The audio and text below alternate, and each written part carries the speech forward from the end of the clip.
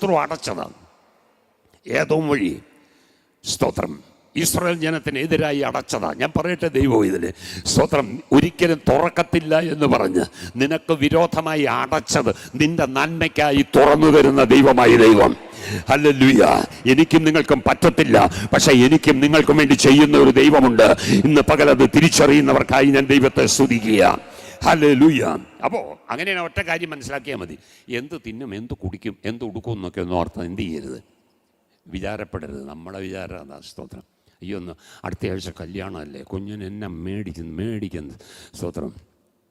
Hallelujah. Praise God. പല ആവശ്യങ്ങളല്ലേ. സ്തോത്രം. പക്ഷേ എന്ത് തിന്നും, എന്ത് കുടിക്കും, എന്ത് ഉടുക്കും, ഇതിനെക്കുറിച്ചൊന്നും വിചാരപ്പെടരുത്.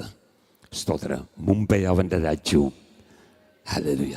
ദൈവത്തെ മുമ്പിൽ വെക്ക്. ദൈവിക കാര്യങ്ങളിൽ ഞാനും നിങ്ങളും സമ്പന്നരായാൽ, ഞാൻ പറയട്ടെ, ബാക്കിയുള്ള കാര്യങ്ങൾ ദൈവം നമ്മെ സമ്പന്നരാക്കും. അതുകൊണ്ടാണ് ദൈവം പറഞ്ഞത്, ഒന്നിനെക്കുറിച്ചും വിചാരപ്പെടരുത്.